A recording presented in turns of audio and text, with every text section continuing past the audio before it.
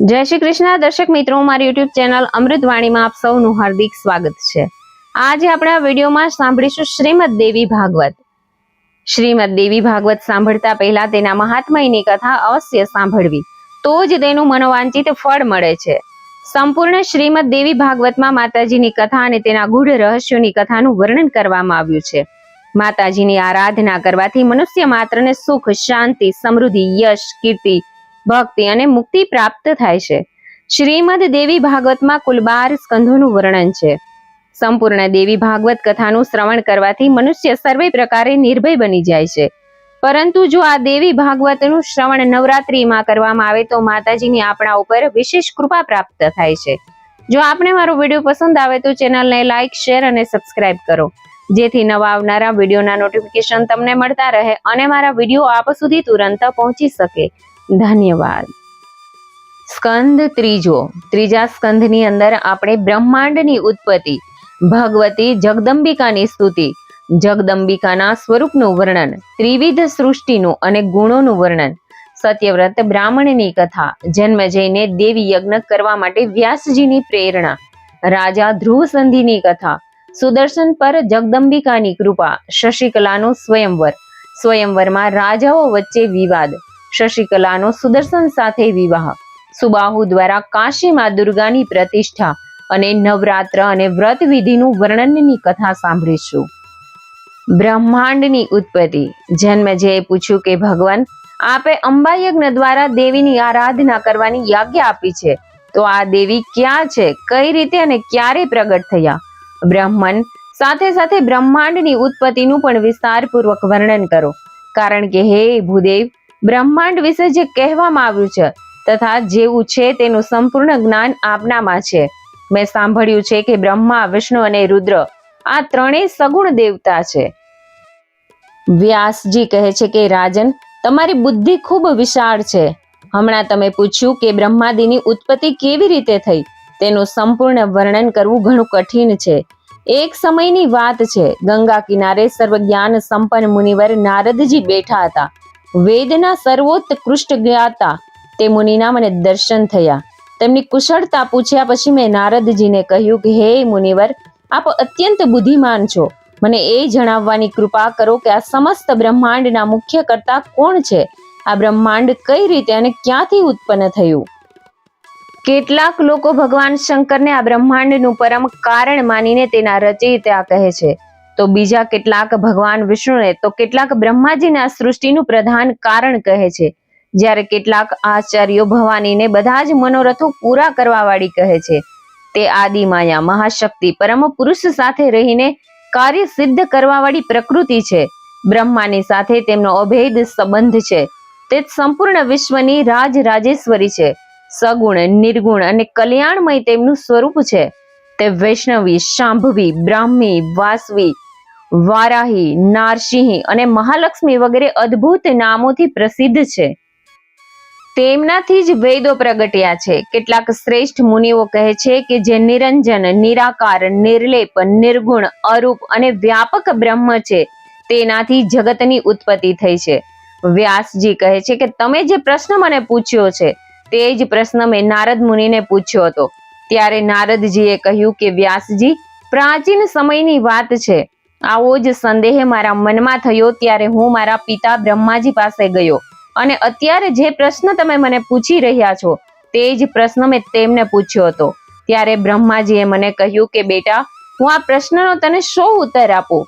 આ પ્રશ્ન અત્યંત અટપટો છે, આથી તું આ પ્રશ્નનો યથાર્થ ઉત્તર ભગવાન વિષ્ણુ પાસેથી મેળવી શકે છે।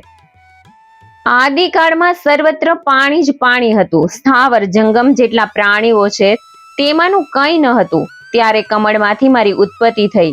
હું કમળના ફૂલ ઉપર બેસીને વિચારવા લાગ્યો કે આ અપાર જળમાં હું કઈ રીતે ઉત્પન્ન થયો, મારો રક્ષક કોણ છે અને આ પ્રલય કાળમાં સૃષ્ટિનું સર્જન અને સંહાર કરનાર વિશિષ્ટ પુરુષ કોણ છે?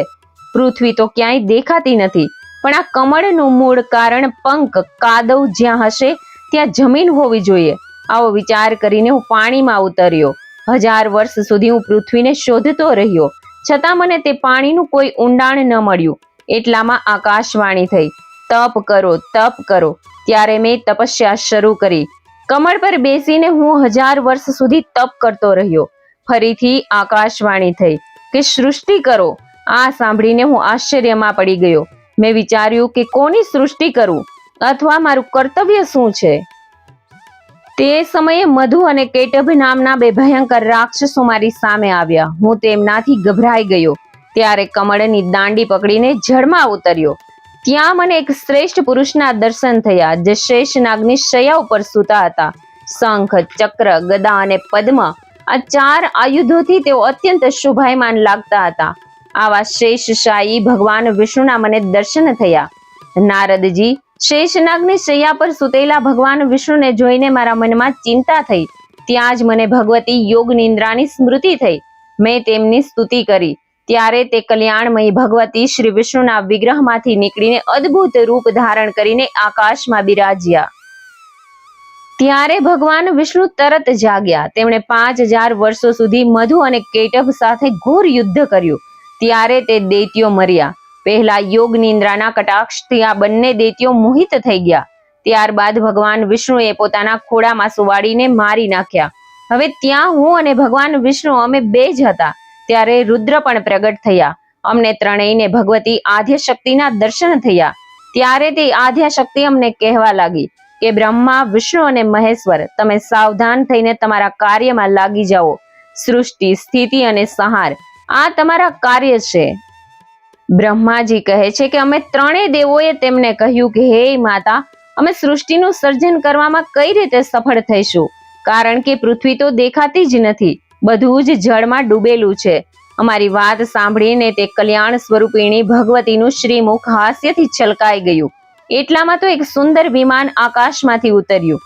ત્યારે તે દેવી અમને આજ્ઞા આપી કે દેવતાઓ, તમે બધા ગભરાયા વગર આ વિમાનમાં બેસી જાઓ. આજે હું તમને એક અદ્ભુત દ્રશ્ય બતાવું છું.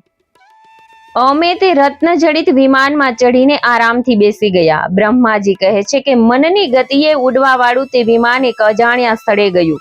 ત્યાં ફળોથી લચકતા ઘણા વૃક્ષો હતા. આગળ જતા એક સુંદર નગર જોવા મળ્યું. બીજી જ ક્ષણે અમારું આ વિમાન એક બીજા પ્રદેશમાં જઈને પહોંચ્યું. ત્યાં અમે સુંદર નંદનવન જોયું. સેંકડો અપ્સરાઓ, યક્ષ, ગંધર્વો અને વિદ્યાધરો તે પારિજાતના બગીચામાં ગાયન ગાતા ગાતા વિહાર કરતા હતા. ત્યાં દેવરાજ ઇન્દ્ર પણ હતા. તેમની પાસે તેમના પત્ની સચી પણ બેઠા હતા. સ્વર્ગના આ દ્રશ્યને જોઈને અમે આશ્ચર્યચકિત થઈ ગયા. એટલામાં મારું વિમાન ખૂબ જ વેગથી ઉડવા લાગ્યું અને દિવ્ય ધામ બ્રહ્મલોકમાં પહોંચી ગયું. ત્યાં એક બીજા બ્રહ્મા બિરાજમાન હતા. તેમને જોઈને ભગવાન શંકર અને વિષ્ણુએ આશ્ચર્ય સાથે મને પૂછ્યું કે હે ચતુરાનન, આ અવિનાશી બ્રહ્મા કોણ છે? મેં કહ્યું કે મને ખબર નથી. સૃષ્ટિના અધિષ્ઠાતા કોણ છે? બ્રહ્માજી આમ કહી રહ્યા હતા. એટલામાં મનોવેગ વાળું આ વિમાન તરત ત્યાંથી ચાલવા લાગ્યું અને કૈલાસના સુરમ્ય શિખર ઉપર પહોંચી ગયું. વિમાન જેવું ત્યાં પહોંચ્યું કે તરત એક ભવ્ય મહેલમાંથી ત્રિનેત્રધારી ભગવાન શંકર બહાર નીકળ્યા. તેઓ નંદી પર સવાર હતા. નારદ તે સમયે ભગવાન શંકર તથા તેમના ગણોને જોઈને અમે અત્યંત આશ્ચર્યમાં પડી ગયા. ક્ષણવારમાં તો અમારું આ વિમાન કૈલાસ શિખર પરથી પવન વેગે ઉડીને વૈકુંઠ ધામમાં પહોંચી ગયું, જ્યાં ભગવતી લક્ષ્મીનો મહેલ હતો. બેટા નારદ, મેં ત્યાં જે સંપત્તિ જોઈ તેનું વર્ણન મારાથી થઈ શકે તેમ નથી. આ ઉત્તમ વૈકુંઠપુરીને જોઈને ભગવાન વિષ્ણુનું મન આશ્ચર્યના મહાસાગરમાં ગોથા ખાવા લાગ્યું. ત્યાં કમલ લોચન ભગવાન શ્રીહરિ વિરાજમાન હતા. એટલામાં પવન સાથે વાતો કરતું તે વિમાન ત્યાંથી તરત ઉડી ગયું. આગળ જતા અમૃત જેવા મીઠા જળનો સમુદ્ર હતો. ત્યાં એક સુંદર દ્વીપ હતો. તે દ્વીપ ઉપર મંદાર અને પારિજાતના વૃક્ષો તેની શોભામાં વૃદ્ધિ કરતા હતા. મનોહર વૃક્ષો તે દ્વીપના ખૂણે ખૂણે શોભી રહ્યા હતા. તે દ્વીપમાં એક મનોહર મંગલમય પલંગ બિછાવેલો હતો અને એક પ્રકારના રત્નોથી તે પલંગ વિચિત્ર શોભા આપતો હતો. તે ઉત્તમ પલંગ પર એક દિવ્ય રમણી બેઠા હતા. તેમના ગળામાં લાલ રંગની માળા હતી. તેમણે શરીર ઉપર લાલ રંગના વસ્ત્રો પહેર્યા હતા. તેમની કાંતિ એટલી તેજસ્વી હતી, જાણે એકી સાથે કરોડો વીજળીઓ ચમકી રહી હોય. નારદ, મેં આવી સુંદર સ્ત્રી ક્યારેય જોઈ ન હતી. તેમની પાસે અનેક સાધકો બેસીને હિરિમ મંત્રનો જપ કરતા હતા. ભુવનેશી, માહેશ્વરી વગેરે નામોને હૃદયમાં રાખીને કેટલીક દેવકન્યાઓ તેમની ચારે બાજુ બેઠી હતી. ત્યાં એક છટકોણ યંત્ર બનેલું હતું. તેના ઉપર ભગવતી ભુવનેશ્વરી બિરાજમાન હતા. તેમને જોઈને અમને બધાને અત્યંત આશ્ચર્ય થયું. અમે પરસ્પર પૂછવા લાગ્યા કે આ સુંદરી કોણ છે અને તેમનું નામ શું છે, અને અમે તેમના વિશે બિલકુલ અજાણ્યા છીએ. નારદ ત્યારે ભગવાન વિષ્ણુએ તે સુંદર હાસ્યવાળા ભગવતીને જોઈને વિવેકપૂર્વક નિશ્ચય કરી લીધો કે તેઓ ભગવતી જગદંબિકા છે. તેમણે અમને કહ્યું કે આ ભગવતી આપણા બધાના આદિ કારણ છે. આ તે જ દિવ્યાંગના છે જેમના પ્રલય કાળમાં મને દર્શન થયા હતા. ત્યારે હું બાળક રૂપમાં હતો, અને આ એ જ દેવી છે જે મને હાલરડું ગાઈને ઝુલાવતા હતા. આમને જોઈને મને પહેલાની વાત યાદ આવી ગઈ. આ આપણા બધાની જનની છે. ભગવતી જગદંબિકાની સ્તુતિ. બ્રહ્માજી કહે છે કે આ પ્રમાણે કહીને ભગવાન વિષ્ણુ બોલ્યા કે આપણે વારંવાર પ્રણામ કરીને આ ભગવતી પાસે જઈએ. અમે બધા એટલે કે હું, વિષ્ણુ અને શંકર ત્રણેય દ્વાર પાસે જઈને વિમાનમાંથી નીચે ઉતર્યા. જ્યારે દેવી અમને દરવાજા પાસે જોયા ત્યારે તે હસવા લાગ્યા, અને તે જ વખતે અમને ત્રણેયને સ્ત્રી બનાવી દીધા. અમે ત્રણેય ઉત્તમ આભૂષણોથી સજ્જ સ્વરૂપવાન સ્ત્રી બની ગયા. હવે તો ખરેખર અમને પરમ આશ્ચર્ય થયું. પછી અમે તે દેવીની પાસે ચાલ્યા ગયા. અમે સ્ત્રી રૂપમાં જ હતા. અમે તે દેવીને પ્રણામ કરીને સામે બેસી ગયા. ત્યાં દેવીની હજારો સહેલીઓ બેઠી હતી. નારદ, મેં ત્યાં જે અદ્ભુત દ્રશ્ય જોયું તે હું તમને કહું છું. તમે ધ્યાન આપીને સાંભળો. ભગવતી ભુવનેશ્વરીના ચરણ કમળના જેવા કોમળ હતા. નખ સ્વચ્છ દર્પણ જેવા હતા. ભગવતીના નખમાં જ મને સ્થાવર જંગમ સંપૂર્ણ બ્રહ્માંડ, બ્રહ્મા, વિષ્ણુ, રુદ્ર, વાયુ, અગ્નિ, યમરાજ, સૂર્ય, ચંદ્રમા, વરુણ, કુબેર, ત્વષ્ટા, ઇન્દ્ર, પર્વતો, સમુદ્ર, નદીઓ, ગંધર્વો, અપ્સરાઓ, વિશ્વાવસુ, ચિત્રકેતુ, શ્વેત, ચિત્રાંગદ, નારદ, તુંબુરુ, હાહા, હુહુ, અશ્વિની કુમાર, વસુગણ, સિદ્ધ, સાધ્ય, પિતૃઓનો સમુદય, શેષનાગ વગેરે બધા જ નાગ, કિન્નર, ઉરગ, રાક્ષસ, વૈકુંઠ, બ્રહ્મલોક તથા પર્વત શ્રેષ્ઠ કૈલાસ આ બધું જ દેખાયું. મારું જન્મસ્થળ કમળ પણ ત્યાં જ હતું. તેના ઉપર જ હું 4 મુખવાળો બ્રહ્મા બેઠો હતો. શેષશાયી ભગવાન વિષ્ણુ પણ દેખાતા હતા. મધુ કૈટભ પણ જોવા મળ્યા હતા. વિષ્ણુ અને શંકર પણ આશ્ચર્યમાં ડૂબી ગયા. ત્યારે અમે ત્રણેય માની લીધું કે આ દેવી અખિલ જગતની માતા છે. અમે તે દેવીને એકી ટસે જોતા રહ્યા. ત્યાં તો 100 વર્ષનો સમય પસાર થઈ ગયો. સ્ત્રી વેશમાં પરિવર્તિત થયેલા શ્રી વિષ્ણુએ સમય અનુસાર તે ભગવતી ભુવનેશ્વરીની સ્તુતિનો પ્રારંભ કર્યો. ભગવાન વિષ્ણુ બોલ્યા કે આપ પ્રકૃતિ દેવીને નમસ્કાર હો, જે કલ્યાણ રૂપિણી છો, મનોરથોને પૂર્ણ કરનારા છો તથા સિદ્ધ સ્વરૂપા છો. તે ભગવતીને વારંવાર નમસ્કાર હો. તમારા બનાવેલા જેટલા લોક છે તે બધા લોકને અમને આપના નખ દર્પણમાં ઝાંખી થઈ. અમે જોયેલા લોકોમાં બ્રહ્મા, વિષ્ણુ અને મહેશને પણ જોયા. તે બધામાં અમારા જેવી જ અસીમ શક્તિ હતી. હે ભગવતી, તમે બધાના માતા છો. જગતનું પાલન કરવું અને તેને બનાવી રાખવું તે આપનું સ્વાભાવિક કાર્ય છે. આપની કૃપાથી જ મારું વિષ્ણુ, બ્રહ્મા અને શંકરનું અસ્તિત્વ છે. તમે મહાવિદ્યા સ્વરૂપિણી છો. તમારો વિગ્રહ શરીર કલ્યાણમય છે. તમે સંપૂર્ણ મનોરથને પૂર્ણ કરો છો. હું વારંવાર આપના ચરણોમાં મસ્તક નમાવીને ઝુકાવીને વંદન કરું છું. ભગવાન શંકર કહે છે કે હે દેવી, જો મહાભાગ વિષ્ણુની ઉત્પત્તિ આપનામાંથી જ થઈ છે તો તેમના પછી ઉત્પન્ન થનાર બ્રહ્મા પણ આપના જ બાળક થયા, અને મને ઉત્પન્ન કરનાર તમે જ છો. હે શિવે, સંપૂર્ણ જગતને ઉત્પન્ન કરવામાં તમે અત્યંત ચતુર છો. હે માં, પૃથ્વી, જળ, પવન, આકાશ, અગ્નિ, જ્ઞાનેન્દ્રિયો, કર્મેન્દ્રિયો, બુદ્ધિ, મન અને અહંકાર આ બધું તમે જ છો. આ ચરાચર જગતને તમે જ બનાવો છો. હે માં, બ્રહ્મા, વિષ્ણુ અને મહેશના રૂપમાં તમે જ આ જગતની રચના કરો છો. તેથી સંપૂર્ણ ચરાચર જગત તમારું જ રૂપ છે. અમે તો ફક્ત નિયમ અનુસાર કાર્યમાં તત્પર રહીએ છીએ. બ્રહ્માજી કહે છે કે અદ્ભુત તેજસ્વી ભગવાન શંકરે આ પ્રમાણે સ્તુતિ કરવાથી ભગવતી જગદંબિકાએ નરવાણ મંત્રનું સ્પષ્ટ ઉચ્ચારણ કર્યું. તે સાંભળીને મહાદેવજીને અત્યંત આનંદ થયો. ભગવતીના ચરણોમાં મસ્તક ઝુકાવીને તેઓ ત્યાં જ બેસી ગયા. હું પણ મહામાયા જગદંબિકાના ચરણોમાં પડ્યો. તેમણે કહ્યું કે હે માં, તમે અખિલ જગતને ઉત્પન્ન કરવાવાળા શુદ્ધ સ્વરૂપા છો. હે ભવાની, તમે એક છો, આદ્ય શક્તિ છો, સંપૂર્ણ સ્વતંત્ર. વેદોએ તમને આ રીતે વર્ણવ્યા છે. હે માતા, તમારા સંપર્કથી જ હું બ્રહ્મા સૃષ્ટિનું સર્જન કરવામાં, વિષ્ણુ પાલન કરવામાં અને શંકર સંહાર કરવામાં કુશળ છે. જો આજે આપનાથી અલગ થઈ જઈએ તો અમારી બધાની શક્તિ કુંઠિત થઈ જશે. વેદ કહે છે કે એક મેવા દ્વિતીયમ બ્રહ્મ છે. તો આપ સ્વયં છો કે બીજો કોઈ પુરુષ છે? મારા આ સંદેહને દૂર કરવાની કૃપા કરો. કોઈ મહાન પુણ્યના પ્રભાવથી જ આપના ચરણોની સેવા મને પ્રાપ્ત થઈ છે. તમે સ્ત્રી છો અથવા પુરુષ, આ રહસ્ય પણ મને વિસ્તારથી કહેવાની કૃપા કરો. જગદંબિકાના સ્વરૂપનું વર્ણન.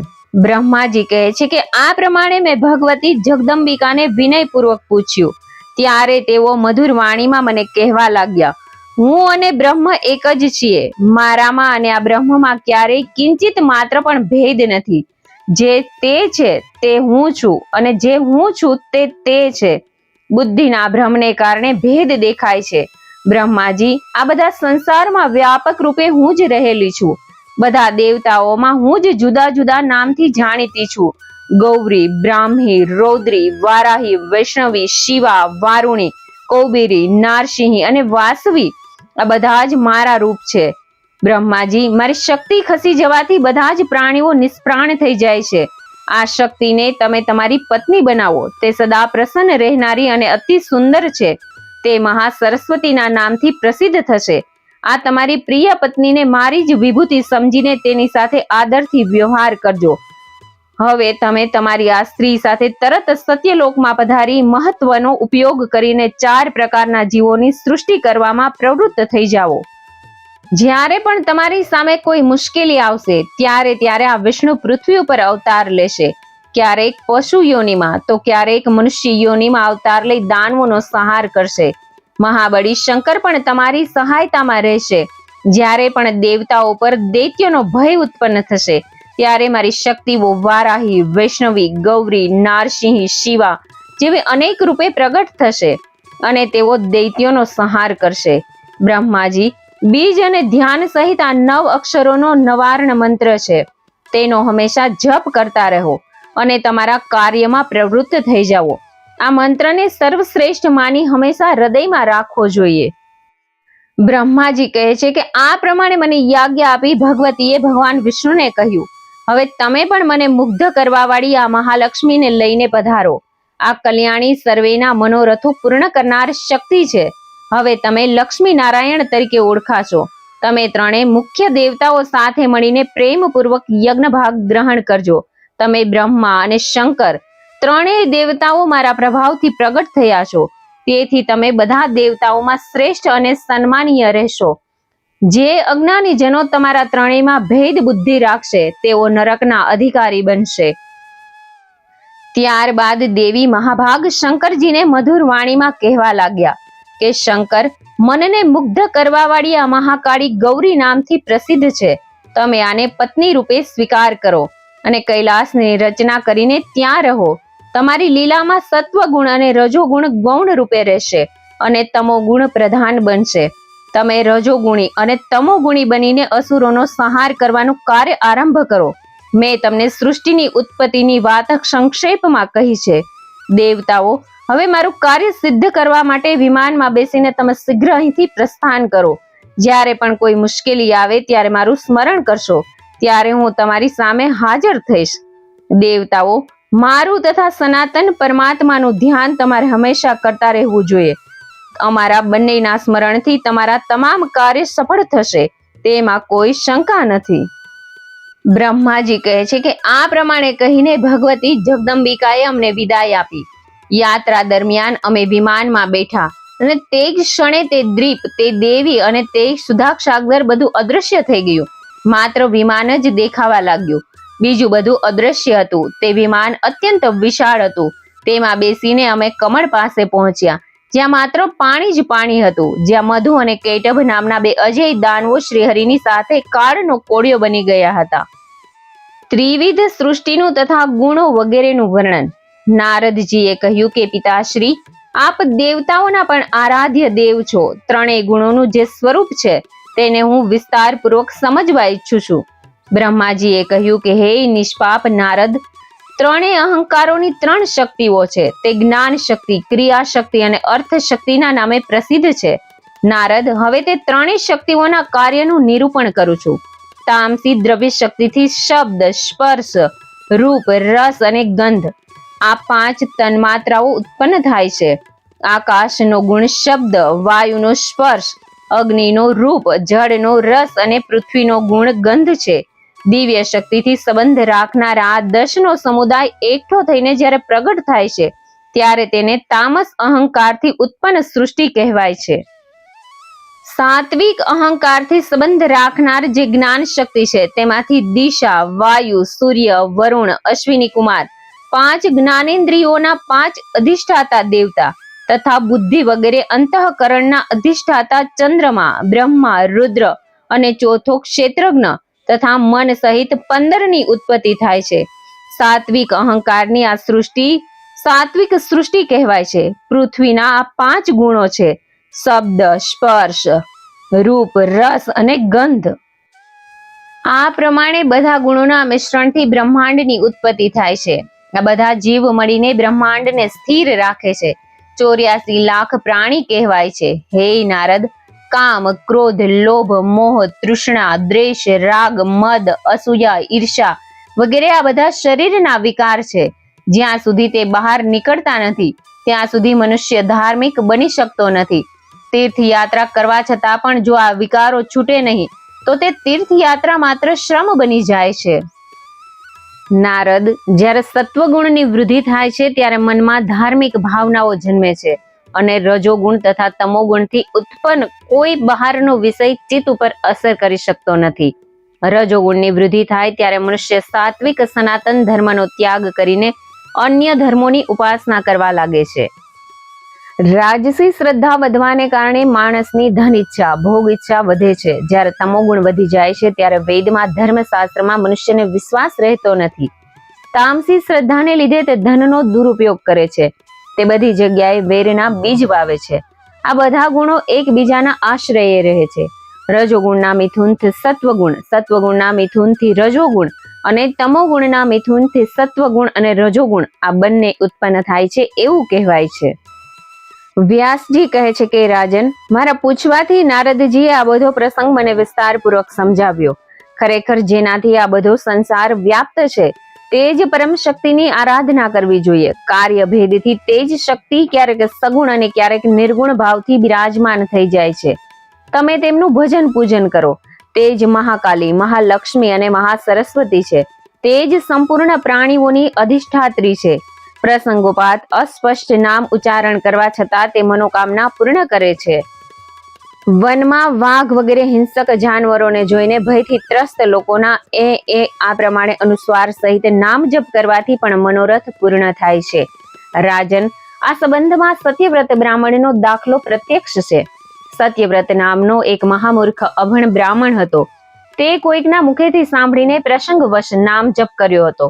નામ જપમાં અનુસ્વારનું ઉચ્ચારણ એને કર્યું ન હતું. એ માત્ર એટલો જ ઉચ્ચાર કર્યો, છતાં પણ એક મોટો વિદ્વાન બની ગયો. એકારના ઉચ્ચારણથી દેવી ભગવતી તેના ઉપર પ્રસન્ન થયા. દયાપૂર્ણ તે ભગવતી પરમેશ્વરીએ તે બ્રાહ્મણને કવિરાજ બનાવી દીધો હતો. સત્યવ્રત બ્રાહ્મણની કથા. જન્મેજયે પૂછ્યું કે તે દ્વિજ શ્રેષ્ઠ બ્રાહ્મણ કોણ હતો? ભગવતી આટલાથી જ કઈ રીતે પ્રસન્ન થઈ ગયા? હે મુનિ, મનને મુગ્ધ કરવા વાળી આ કથા વિસ્તારપૂર્વક કહેવાની કૃપા કરો. સુતજી કહે છે કે આ પ્રમાણે જન્મેજય રાજાના પૂછવાથી વ્યાસજી પરમ ઉદાર, પવિત્ર અને મધુર વચનથી કહેવા લાગ્યા. વ્યાસજીએ કહ્યું કે રાજન, આ પુરાણ સંબંધી પાવન કથા હું તમને કહું છું, તમે ધ્યાનપૂર્વક સાંભળો. એક સમયની વાત છે.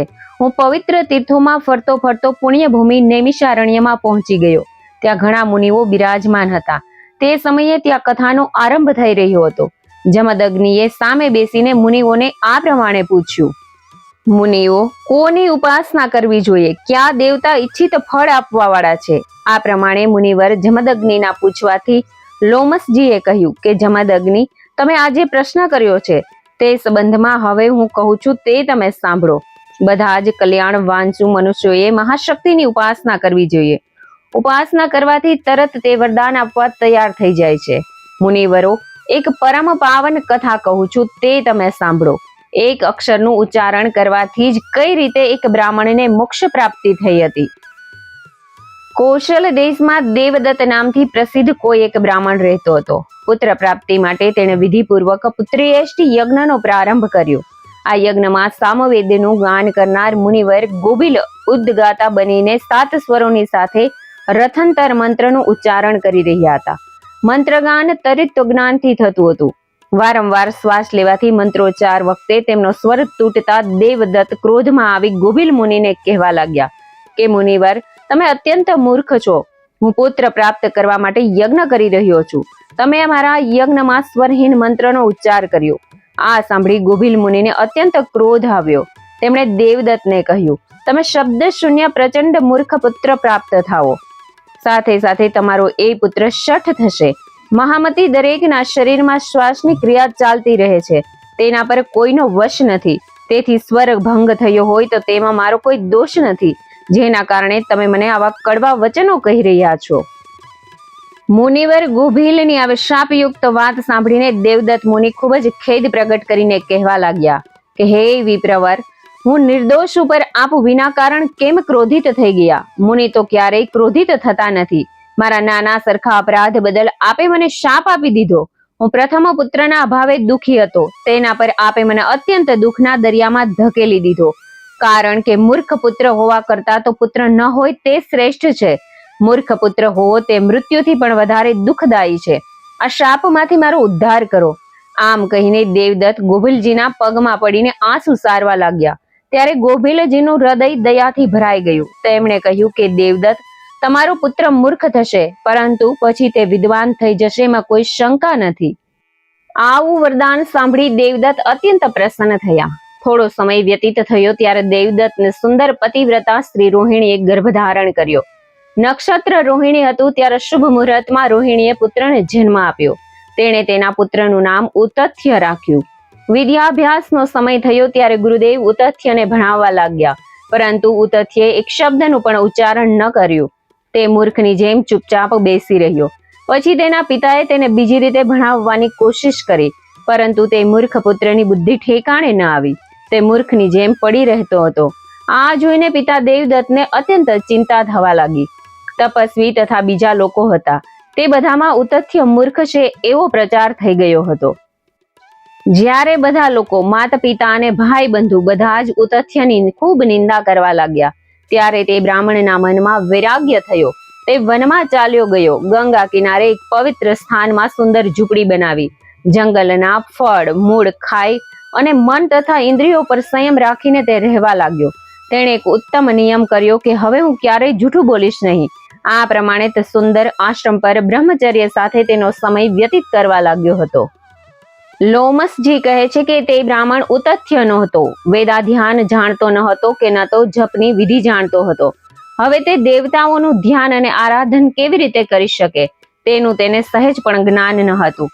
આ પ્રમાણે પવિત્ર ગંગા કિનારે 14 વર્ષ વીતી ગયા. ન કોઈ આરાધના કરી, ન કોઈ જપ કર્યા, ન કોઈ મંત્રની જાણકારી મેળવી. તે વનમાં રહીને ઉતથ્યએ માત્ર સમય જ વ્યતીત કર્યો. પરંતુ ઉતથ્ય મુનિ સત્ય બોલવાના વ્રતનું પાલન કરે છે. આ વાત બધા લોકો જાણી ગયા હતા. બધા લોકોમાં તેમનો યશ ફેલાયો કે આ બ્રાહ્મણ સત્યવ્રતી છે. ક્યારેય તેમના મુખથી મિથ્યા ભાષણ નથી નીકળ્યું. એક દિવસની વાત છે. એક મહાન મૂર્ખ જંગલી માણસ શિકાર કરતો ત્યાં આવી પહોંચ્યો. એક ધનુષધારી કિરાતના બાણથી એક સુવર વિંધાઈ ગયું.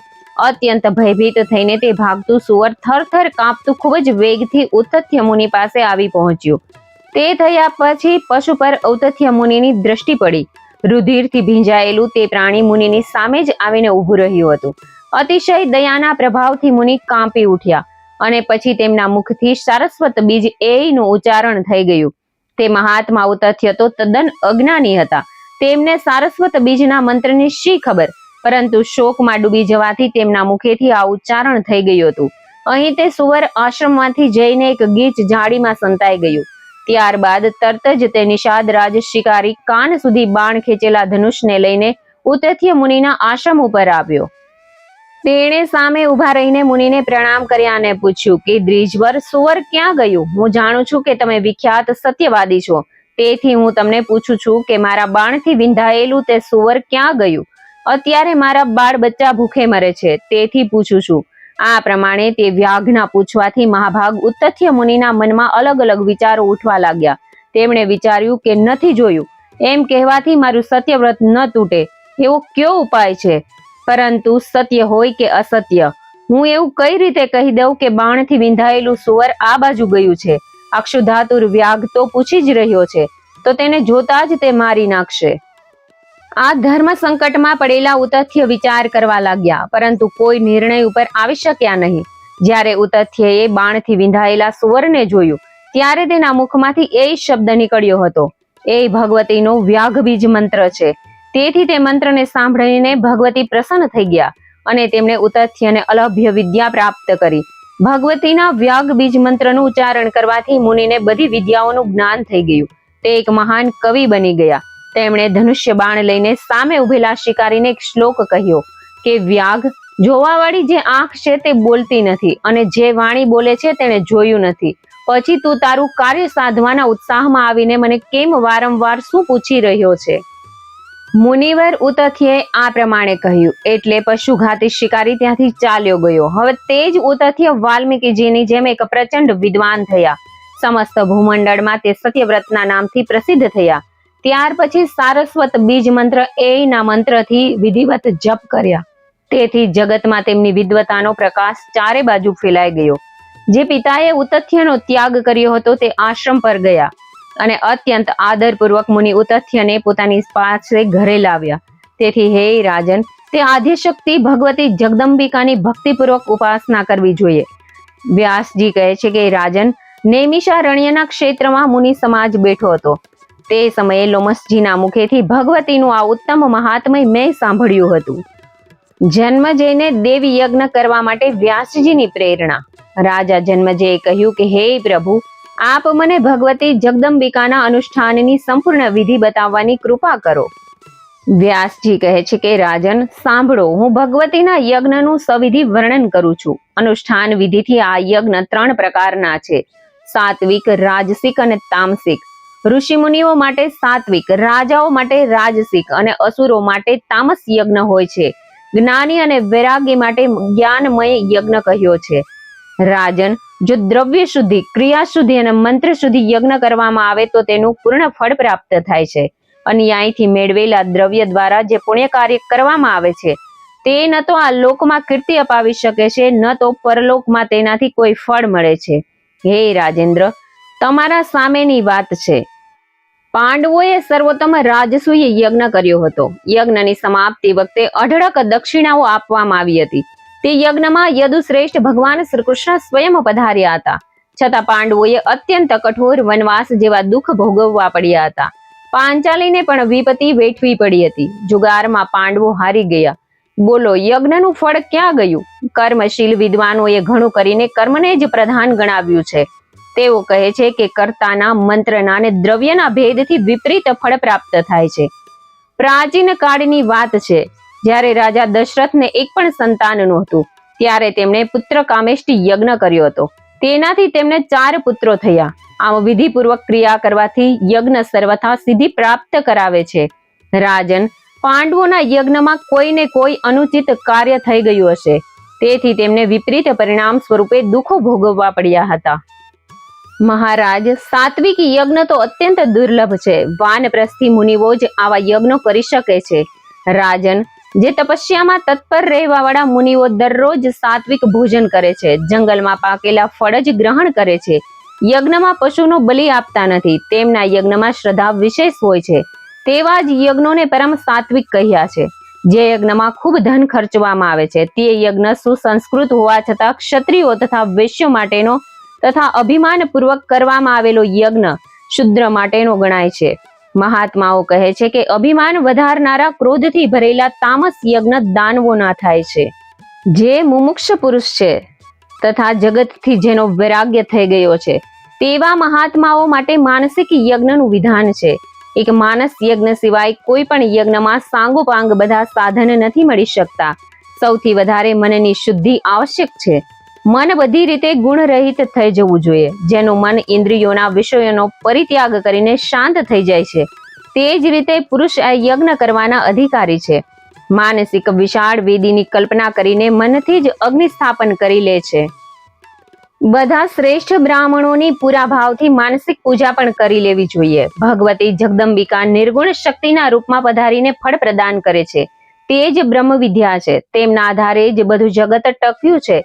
માનસિક યજ્ઞ કરનાર બ્રાહ્મણે તે જ ભગવતી જગદંબિકા માટે તેના દ્રવ્યોના પ્રાણરૂપી યજ્ઞમાં હોમ કરવો. ત્યાર પછી શાંત ચિત્તે સમાધિ લગાવીને પરબ્રહ્મ સ્વરૂપ ભગવતી પરમેશ્વરીનું ધ્યાન કરવું. જે સમયે મનુષ્ય બધા જ પ્રાણીઓમાં પરબ્રહ્મ સ્થિત છે અને પરબ્રહ્મમાં જ બધા પ્રાણી રહેલા છે તેવો અનુભવ કરે છે, ત્યારે તેને પરમ મંગળદાયી ભગવતી જગદંબિકાના દર્શન થાય છે. રાજન, તે સમયે તે મનુષ્યના બધા માયામય કાર્ય બળીને રાખ થઈ જાય છે. રાજન, આ પ્રમાણે કરેલો માનસિક યજ્ઞ મોક્ષ આપનાર થાય છે, તેમાં કોઈ શંકા નથી. પરંતુ યુદ્ધમાં વિજયની ઈચ્છા રાખનાર રાજા આવો માનસિક યજ્ઞ કરી શકતો નથી. હે રાજન, હમણાં થોડા દિવસ પહેલા તમે જે સર્પ યજ્ઞ કર્યો હતો તે તો તામસ યજ્ઞ છે. કારણ કે તમારા પિતાને ડસનારા તક્ષકના વેરની યાદ કરીને પ્રતિશોધની હિંસક ભાવનાથી તે યજ્ઞ કરવામાં આવ્યો હતો. તે યજ્ઞમાં કરોડો સર્પોને તમે યજ્ઞમાં બાળીને ભસ્મ કરી દીધા હતા. મહારાજ, હવે તમે વિધિપૂર્વક વિસ્તારથી દેવી યજ્ઞ કરો. આવો યજ્ઞ સૃષ્ટિના આદિકાળમાં ભગવાન વિષ્ણુએ કર્યો હતો. સર્વપ્રથમ વેદોના ઉત્તમ જ્ઞાતા અને યજ્ઞ વિધિના પૂર્વ જાણકાર બ્રાહ્મણો હોવા જોઈએ. દેવીના બીજ મંત્રોનું વિધાન જાણતા હોય તથા મંત્રોના ઉચ્ચારણની શૈલીને સારી રીતે જાણતા હોય તેવા યજ્ઞ કરાવનાર બ્રાહ્મણોને આમંત્રિત કરવા જોઈએ. યજમાન તો તમે સ્વયં છો. મહારાજ, આ પ્રમાણે વિધિપૂર્વક યજ્ઞ કરીને તેના પુણ્ય ફળ દ્વારા તમારા પિતાશ્રીનો ઉદ્ધાર કરો. હે નિષ્પાપ, તમારા પિતાશ્રી બ્રાહ્મણના શાપથી દૂષિત થયેલા છે. સાથે સાથે સર્પદંશથી રાજાના શરીરનો જે રીતે અંત થયો તેને અપમૃત્યુ કહે છે. મૃત્યુના સમયે જમીન પર દર્ભ પાથરીને તેમને સુવડાવ્યા ન હતા.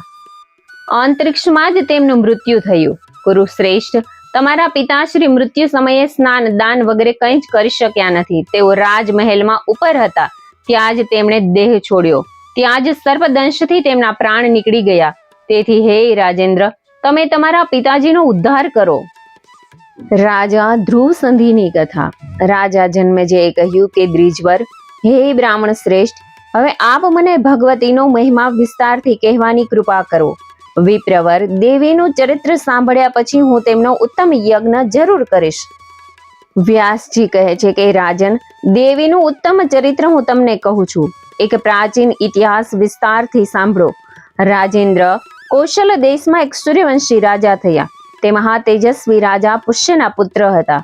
તેમનું નામ ધ્રુવ સંધિ હતું. તેમની પત્ની મનોરમાએ શુભ મુહૂર્તમાં એક ઉત્તમ પુત્રને જન્મ આપ્યો. તેનું નામ સુદર્શન રાખવામાં આવ્યું હતું. બીજી રાણી લીલાવતીએ પણ 1 મહિના પછી સુંદર પુત્રને જન્મ આપ્યો. તેનું નામ શત્રુજીત રાખવામાં આવ્યું. રાજન, રાજા ધ્રુવ સંધિ બંને પુત્રો સાથે સમાન પ્રેમ ભાવ રાખતા હતા. વાત્સલ્ય ભાવમાં તેમણે કોઈ ભેદભાવ રાખ્યો નહીં. આ પ્રમાણે થોડો સમય વ્યતીત થયા પછી શિકારમાં પ્રીતિ રાખનારા મહારાજ ધ્રુવ સંધિ એક દિવસ વનમાં ગયા. રાજા ઘોર વનમાં શિકાર કરતા હતા. ત્યારે ઝાડીમાંથી અત્યંત ક્રોધપૂર્વક એક સિંહ તેમની સામે આવ્યો અને તે સિંહે તેના તીક્ષ્ણ દાંતોથી રાજાને ચીરી નાખ્યો. રાજા જમીન ઉપર ઢળી પડ્યો અને તે મરણ પામ્યો. રાજા ધ્રુવ સંધિને મરણ પામેલા જાણીને મંત્રીઓ વનમાં ગયા અને તેમના મૃત શરીરના અગ્નિ સંસ્કાર કર્યા.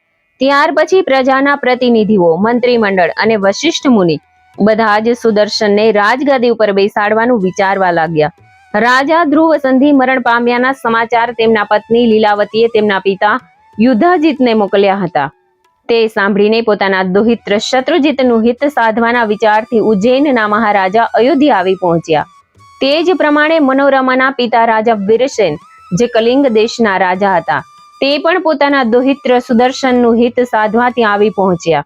બંને રાજાઓની સાથે વિપુલ માત્રામાં સૈન્ય હતું. પરિસ્થિતિ અત્યંત સ્ફોટક હતી. રાજગાદી ઉપર કોનો અધિકાર છે તે વિષયમાં યુદ્ધાજીતે મંત્રીઓને કહ્યું. નક્કી તમે લોકો તમારો સ્વાર્થ સિદ્ધ કરવા ઈચ્છો છો. તમારી દાનત સુદર્શનને રાજા બનાવીને તેનું ધન હડપ કરવાની છે. સુદર્શનથી શત્રુજીત વધારે બળવાન છે. તેથી રાજગાદી ઉપર તે જ બેસે તેમાં તમારી સંમતિ હોવી જોઈએ.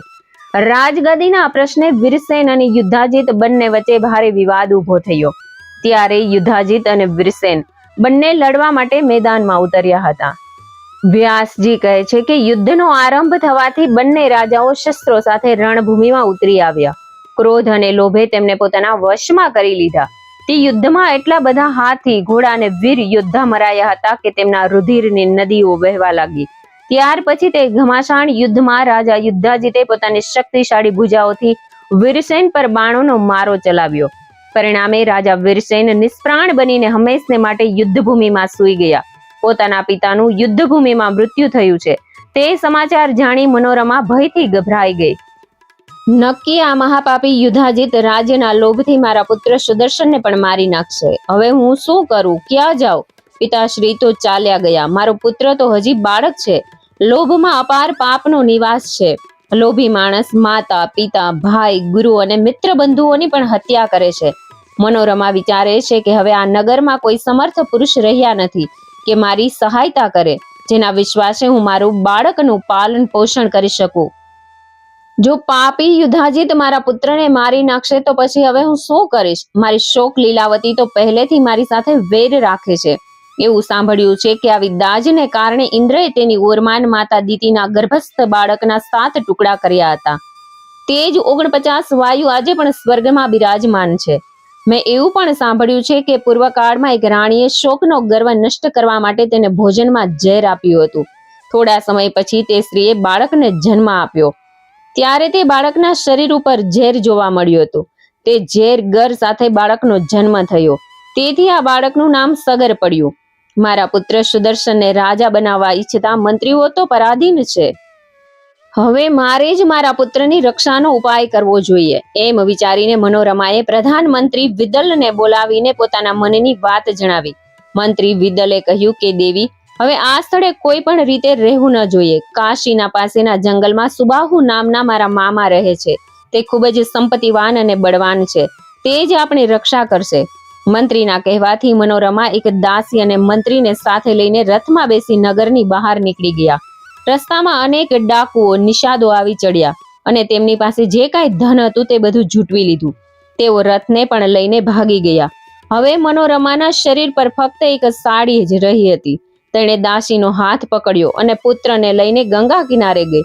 ભયથી ગભરાતી તે તરત નાવમાં બેસીને ગંગાને પાર કરી ચિત્રકૂટ પહોંચી ગઈ. તે ભયભીત હોય ઉતાવળે ભારદ્વાજ ઋષિના આશ્રમમાં પહોંચી ગઈ હતી. મુનિવર ભારદ્વાજે કહ્યું કે પવિત્ર વ્રતનું આચરણ કરવાવાળી કલ્યાણી, તમે અહીં નિર્ભય બનીને રહો અને તમારા પુત્રનું ભરણ પોષણ કરો. હવે તમારે શત્રુનો ભય બિલકુલ રાખવો જોઈએ નહીં. આ સુંદર પુત્રની રક્ષા કરો. તમારો આ પુત્ર રાજા થશે. વ્યાસજી કહે છે કે આ પ્રમાણે મુનિવર ભરદ્વાજજીના આશ્વાસનથી રાણી મનોરમા શાંત થયા અને મુનિએ આપેલી ઝૂંપડીમાં આનંદથી રહેવા લાગ્યા હતા. સુદર્શન પર જગદંબિકાની કૃપા. વ્યાસજી કહે છે કે યુદ્ધ સમાપ્ત થયા પછી મહાબળવાન યુદ્ધાજીત લડાઈના મેદાનમાં પાછો ફરીને અયોધ્યા આવ્યો. આવતાની સાથે મનોરમા અને સુદર્શનને મારી નાખવાના ઈરાદાથી તેમને શોધવા લાગ્યો. પછી શુભ દિવસ જોઈને તેના દોહિત્ર શત્રુજીતને ગાદી ઉપર બેસાડી મંત્રીઓને કારભાર સોંપીને પોતે ઉજ્જૈન ચાલ્યો ગયો. ત્યાં ગયા પછી તેને સમાચાર મળ્યા કે સુદર્શન મુનિઓના આશ્રમમાં છે. તેથી તેને મારવા માટે દુષ્ટ યુદ્ધાજીત દુર્દર્શ નામના એક નિષાદ રાજને આગળ કરી ચિત્રકૂટ જવા રવાના થયા. મનોરમાને ખબર પડી કે આ યુદ્ધાજીત સેના સાથે આવી રહ્યો છે. ત્યારે તેને ખૂબ જ દુઃખ થયું. તેણે ભરદ્વાજ મુનિને કહ્યું કે મુનિરાજ, હવે હું શું કરું? યુદ્ધાજીત તો અહીં સુધી આવી પહોંચ્યો. તે મારા નાનકડા બાળકનો જરૂર વધ કરશે. ભરદ્વાજ મુનિએ મનોરમાને સાંત્વનમાં આપ્યું અને પછી તે રાજા યુદ્ધાજીત પાસે ગયા અને તેમને પોતાના નગરમાં પાછા વળવાનું કહ્યું. યુદ્ધાજીતે કહ્યું કે હે મુનિરાજ, તમે મનોરમાને તમારા આશ્રમમાંથી કાઢી મૂકો. જો તમે આમ નહીં કરો તો હું તમારી પાસેથી બળજબરીથી મનોરમાને લઈ જઈશ. ભરદ્વાજ ઋષિએ કહ્યું, પ્રાચીન કાળમાં વિશ્વામિત્ર મુનિ વશિષ્ઠ મહારાજની કામધેનુ ગાયને બળપૂર્વક લઈ જવા તૈયાર થયા હતા. તેમ જો તમારામાં શક્તિ હોય તો બળપૂર્વક મારા આશ્રમમાંથી મનોરમાને લઈ જાઓ. વ્યાસજી કહે છે કે ભરદ્વાજ મુનિની વાત સાંભળીને યુદ્ધાજીત રાજાએ પોતાના વૃદ્ધ મંત્રીને બોલાવીને તેની સલાહ લીધી. તેણે કહ્યું કે રાજન, આપ એક મહાતપસ્વી મુનિ સાથે વેર ન કરો. તપસ્વીઓ સાથે યુદ્ધ કરવું એટલે ખરેખર પોતાના કુળને કાળના મુખમાં હોમવા જેવું છે. તમે તપસ્વી ભરદ્વાજ મુનિ પાસે જાઓ અને ભવિષ્યમાં કશું પણ ન કરવાનું આશ્વાસન આપો કે સુદર્શન પણ અહીં સુખેથી રહે. પ્રધાનમંત્રીની વાત માનીને યુદ્ધાજીત ભરદ્વાજ મુનિના ચરણોમાં માથું મૂકીને પ્રણામ કર્યા અને પોતાના સ્થાને જવા રવાના થઈ ગયો. હવે મનોરમાની ચિંતા દૂર થઈ ગઈ હતી. વ્યાસજી કહે છે કે સમય પસાર થતો ગયો. જ્યારે તે બાળક સુદર્શન થોડો મોટો થયો ત્યારે તે ઋષિઓની સાથે રમત ગમતમાં સામેલ થવા લાગ્યો. એક સમયની વાત છે. એક મુનિકુમાર ત્યાં આવ્યો અને મજાકમાં વિદલને ક્લીબ કહીને બોલાવ્યો. આ ક્લીબ શબ્દમાં પ્રથમ ક્લી અક્ષર છે. તે સુદર્શને સ્પષ્ટ રીતે સાંભળ્યો અને તેને તે શબ્દ યાદ રહી ગયો. આ અનુસ્વાર રહિત શબ્દને તે વારંવાર રટવા લાગ્યો. ક્લી આ કામબીજ નામનો ભગવતી જગદંબિકાનો બીજ મંત્ર છે. આ મંત્ર સુદર્શનના મનમાં ઠસી ગયો. તે હરતા ફરતા ખાતા રમતા આ બીજ મંત્રનો જપ કરવા લાગ્યો. ઊંઘમાં પણ આ મંત્ર તેની સ્મૃતિમાંથી હટતો ન હતો.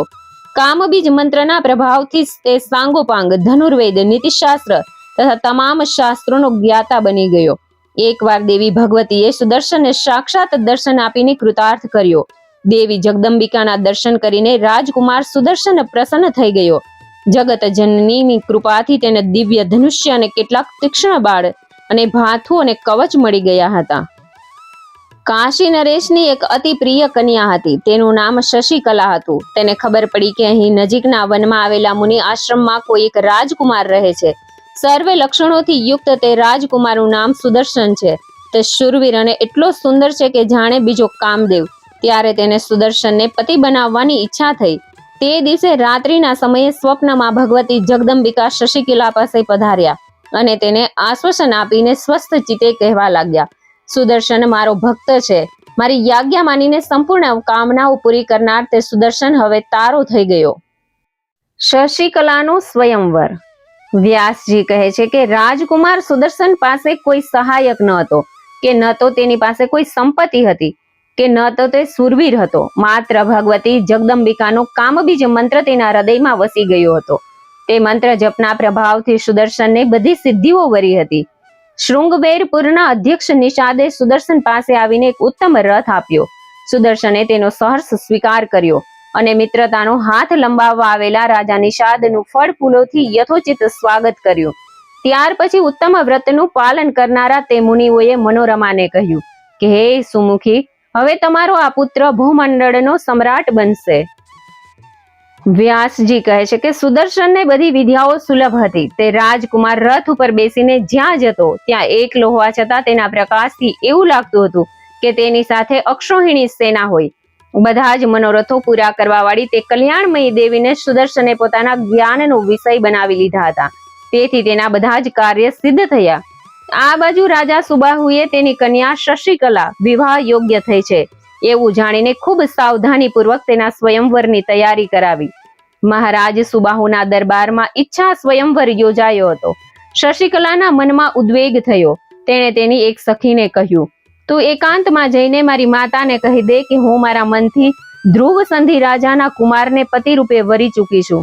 ભગવતી જગદંબિકાની કૃપાથી આ રાજકુમાર મારો પતિ બની ચૂક્યો છે. વ્યાસજી કહે છે કે શશિકલાની સખીનું વચન સાંભળીને રાણીએ રાજા આવ્યા પછી તેમને બધી વાત કહી સંભળાવી. આ સાંભળીને રાજા સુબાહુને ખૂબ જ આશ્ચર્ય થયું.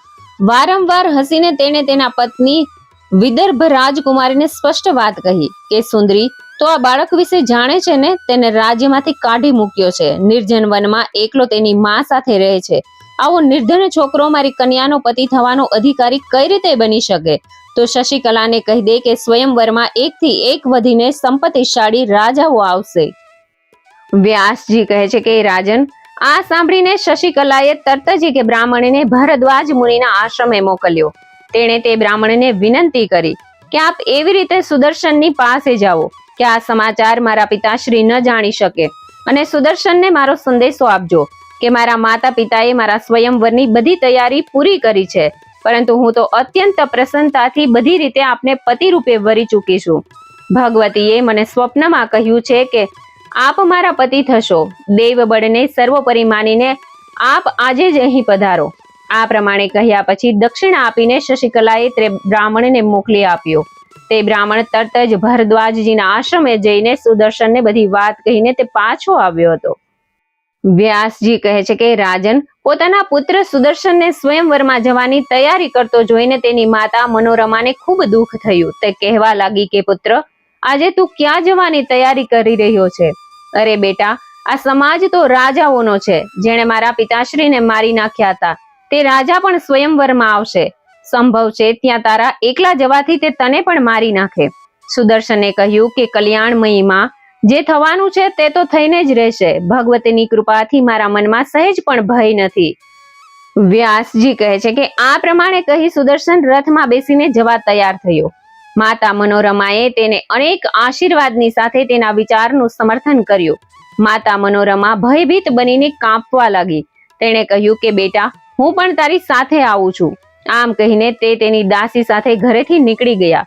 બ્રાહ્મણોએ આશીર્વાદ આપ્યા. હવે તે બધા આનંદપૂર્વક ત્યાંથી નીકળ્યા. રઘુવંશી સુદર્શન, મનોરમા અને દાસી ત્રણે એક જ રથમાં બેસીને સમયસર કાશી પહોંચી ગયા હતા. તેમના આવવાના સમાચાર જાણીને ત્યાંના રાજા સુબાહુએ તેમનું યથોચિત સ્વાગત કર્યું. રાજા યુધાજીત પણ તેમના દોહિત્ર સાથે ત્યાં આવ્યો હતો અને બીજા પર્વતીય પ્રદેશોના ઘણા પ્રતાપી યોદ્ધા પણ આ સ્વયંવરમાં સામેલ થયા હતા. સ્વયંવરમાં રાજાઓ વચ્ચે વિવાદ. વ્યાસજી કહે છે કે બીજા દિવસે શુભ મુહૂર્તમાં રાજા સુબાહુએ તેના ભવ્ય મહેલમાં રાજાઓને બોલાવ્યા. ત્યાં અનેક મંચ હતા. બધા રાજાઓ મનોહર આભૂષણોથી સજ્જ થઈને તે મંચ ઉપર બેસી ગયા. એટલામાં રાજા સુબાહુના મહેલ ઉપર વાજિંત્રોના ગગનભેદી ધ્વનિ થવા લાગ્યા. તે જ વખતે રાજકુમારી પણ સ્નાન કરીને વસ્ત્રાભૂષણોથી સારી રીતે સજ્જ થઈને આવી રહી હતી. લગ્ન માટેના તમામ શણગાર તેની શોભામાં અભિવૃદ્ધિ કરતા હતા. તે સાક્ષાત લક્ષ્મી જેવી દિવ્ય લાગતી હતી. તેના પિતા સુબાહુએ હસીને તેને કહ્યું કે બેટી, ઊભી થા અને હાથમાં ફૂલોની માળા લઈને રાજભવનમાં ચાલ. જો આજે અનેક રાજાઓ આવેલા છે, એમાં હે પુત્રી, તને જે યોગ્ય, ગુણવાન, રૂપવાન અને ઉત્તમ કુળનો જે રાજા પસંદ આવે તેને વરમાળા પહેરાવજે. શશિકલા બોલી, પિતાશ્રી, મારો એ નિશ્ચય છે કે હું સ્વયંવરમાં બેઠેલા રાજાઓની સામે નહીં જોઉં. તે બધા કામદેવના જીવતા જાગતા પુતળા જેવા રાજાઓની સામે બીજી સ્ત્રીઓ ભલે જાય. જો આપ મારું કલ્યાણ ઈચ્છતા હો તો કોઈ સારા દિવસે લગ્ન વિધિથી સુદર્શનના હાથમાં મારો હાથ સોંપી દો. વ્યાસજી કહે છે કે રાજન, શશિકલાની વાત સાંભળીને સુબાહુ રાજાને ચિંતા થઈ. જો અવસર પર હું તેમને કહું કે કન્યા સ્વયંવરમાં આવવાની ના પાડે છે તો તે દુષ્ટ બુદ્ધિના રાજાઓ મને મારી નાખશે. આ પ્રમાણે ચિંતા કરીને તથા મનમાં ને મનમાં કંઈ વિચારીને રાજા સુબાહુ મંચ પર બેઠેલા રાજાઓ પાસે ગયા અને બધાને પ્રણામ કરીને ખૂબ નમ્રતાપૂર્વક કહેવા લાગ્યો કે હે મહાન અનુભવ રાજવીઓ, હું શું કરું? મારી પુત્રી સ્વયંવરમાં આવતી નથી. હું આપ સૌ રાજાઓનો સેવક છું. હું આપના ચરણોમાં માથું મૂકું છું. હવે આપ પૂજનનો સ્વીકાર કરી પોતપોતાના સ્થળે જવાની કૃપા કરો. હું આપ લોકોનો કૃપાપાત્ર છું. હું બધી રીતે આપનો સેવક છું. હવે આપે મારી આ કન્યાને આપની પુત્રી ગણવી જોઈએ. વ્યાસજી કહે છે કે મહારાજ, સુબાહુની વાત સાંભળીને ઘણા રાજા તો મૌન થઈ ગયા, પરંતુ યુધાજીતની આંખો ક્રોધથી લાલ થઈ ગઈ. અત્યંત ક્રોધિત થઈને સુબાહુને કહેવા લાગ્યો કે રાજા, તું અત્યંત મૂર્ખ છે. તો શા માટે સ્વયંવરમાં રાજાઓને બોલાવ્યા? શું તું આ બધા રાજાઓનું અપમાન કરીને સુદર્શન સાથે તારું કન્યાનું લગ્ન કરવા ઈચ્છે છે? હમણાં જ તારો વધ કરીને પછી સુદર્શનને પણ મારા હાથે કાળનો કોળિયો બનાવીશ અને પછી તારી આ કન્યાનું લગ્ન મારા દોહિત્ર સાથે કરાવીશ. રાજેન્દ્ર, તું તારી કન્યાને તેની દાસીઓ સાથે સ્વયંવરમાં લઈ આવ. તારી કન્યા સુદર્શનને છોડીને બીજા કોઈ રાજાને વરસે તો મારો તારી સાથે કોઈ વિવાદ નહીં રહે, કારણ કે આ બધા રાજાઓ શ્રેષ્ઠ કુળના અને મહાન શક્તિશાળી છે. માટે હે રાજેન્દ્ર, તું જા અને કાર્યને પૂરું કર. ગજા બહારના વિવાદમાં પડવું યોગ્ય નથી. વ્યાસજી કહે છે કે યુદ્ધાજીતના ઉશ્કેરણીજનક વચન સાંભળીને સુબાહુના શોકનો પાર ન રહ્યો. નિશાસો નાખતા તે મહેલમાં જઈને આર્તનાદે પોતાની પત્નીને કહેવા લાગ્યો કે હે પ્રિયે, તું ધર્મને ઓળખે છે. તું પુત્રીને સમજાવ કે સ્વયંવરમાં ભયંકર ક્લેશ ઉભો થયો છે. આવા સમયે મારે શું કરવું? હું પોતે કંઈ કરી શકું તેમ નથી, કારણ કે હું તો તારા વશમાં છું. વ્યાસજી કહે છે કે રાજા સુબાહુની વાત સાંભળીને રાણી તેની પુત્રી પાસે ગયા અને બોલ્યા કે બેટી, મહારાજ અત્યંત દુઃખી છે. જો હઠ કરીને તું સુદર્શન સાથે જ લગ્ન કરીશ તો પરાક્રમી યુધાજીત તમને અને અમને અવશ્ય મારી નાખશે. માતા પિતાની વાત સાંભળીને શશિકલાને સહેજ પણ ભય ન લાગ્યો. તે નિર્ભયતાથી બોલી, આપ નિશ્ચિંત થઈને લગ્નના વિધિનું પાલન કરીને મને સુદર્શનના હાથમાં સોંપી દો. જેના નામનું કીર્તન કરવાથી અનેક દુઃખો ટળી જાય છે, તે જ ભગવતી ચંદ્રિકા કલ્યાણ કરશે. આજ રાત્રે વૈદિક વિધિથી સુદર્શન સાથે મારું લગ્ન કરાવી દો. હું એકલી જ સુદર્શન સાથે ચાલી જઈશ. શશિકલાનો સુદર્શન સાથે વિવાહ. વ્યાસજી કહે છે કે રાજા સુબાહુનું અંતઃકરણ અત્યંત પવિત્ર હતું. તે પુત્રીની વાત સાંભળીને રાજાઓ પાસે ગયો ને બોલ્યો કે હે રાજાઓ, આજે આપ લોકો પોતપોતાના મુકામે પધારો. સ્વયંવરનો કાર્યક્રમ આવતીકાલ પર મુલતવી રાખ્યો છે. ફરીથી આવતીકાલે આ સભા મંડળમાં પધારજો. આપણે બધા સાથે મળીને વિવાહ કાર્યક્રમ વિધિવત પૂરો કરીશું. આજે મારી પુત્રીનું સ્વયંવર મંડપમાં આવવું બિલકુલ સંભવ નથી. રાજા સુબાહુની વાત સાંભળીને ત્યાં બેઠેલા બધા રાજાઓ પોતપોતાના સ્થાને ચાલ્યા ગયા. આ બાજુ સુબાહુએ લગ્નનો સમય નક્કી કર્યો. અંતઃપુરમાં જ ગુપ્ત સ્થાને મંડપ બનાવી તેમાં શશિકલાને બોલાવી વેદના પારંગત બ્રાહ્મણોની સાથે લગ્ન કાર્ય કરાવવા લાગ્યા. પોતાની કન્યા શશિકલાના શાસ્ત્રોક્ત વિધિ પ્રમાણે સુદર્શન સાથે લગ્ન કરાવી આપ્યા હતા. જ્યારે રાજાઓને ખબર પડી કે શશિકલાનું લગ્ન થઈ ગયું, ત્યારે તેમનો ક્રોધાગ્નિ ભભૂકી ઉઠ્યો. તે નગરની બહાર નીકળીને કહેવા લાગ્યા, સુદર્શન ખરેખર રાજકુમારી માટે યોગ્ય નથી. અમે આજે જ તે કલંકી રાજા સુબાહુ અને સુદર્શનને મારીને રાજલક્ષ્મી સહિત શશિકલાને છીનવી લઈએ. શંખ, નગારા અને ભેરી વગેરે યુદ્ધ વાજિંત્રો વાગવા લાગ્યા. શત્રુજીત તેના સૈન્ય બળ સાથે સુદર્શનને મારવા માટે હાજર થયો. તેનો માતામહ નાનો યુધાજીત આગળ વધીને સુદર્શનની પાસે પહોંચી ગયો. શત્રુજીત સુદર્શનનો નાનો ભાઈ હતો, છતાં સુદર્શનને મારવા માટે યુધાજીતની પાસે પહોંચી ગયો. ક્રોધાવેશમાં આવીને આ ત્રણે એકબીજા ઉપર પ્રહાર કરવા લાગ્યા. ભયંકર યુદ્ધ શરૂ થયું. તરત જ કાશી નરેશ મહારાજ સુબાહુ પણ તેમના જમાઈ સુદર્શનની રક્ષા કરવા માટે મોટી સેના લઈને ત્યાં પહોંચી ગયા હતા. ભયંકર યુદ્ધ થવા લાગ્યું. ત્યાં તો એકાએક સિંહ ઉપર બિરાજમાન ભગવતી દુર્ગા સાક્ષાત પ્રગટ થઈ ગયા.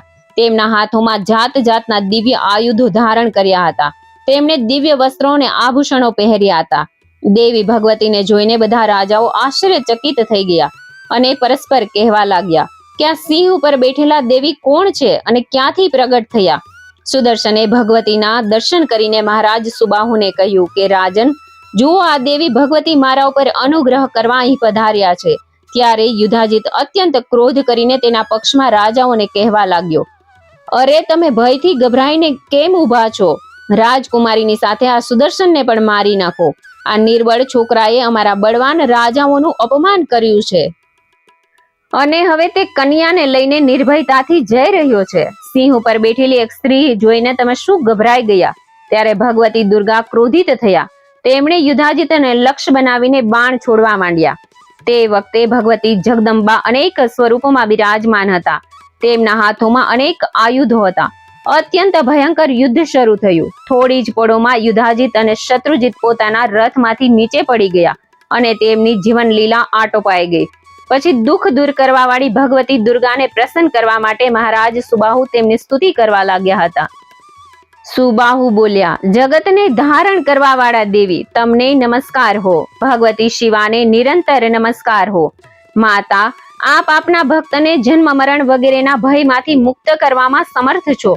પછી લૌકિક મનોરથો પૂરા કરવા એ કઈ મોટી વાત છે?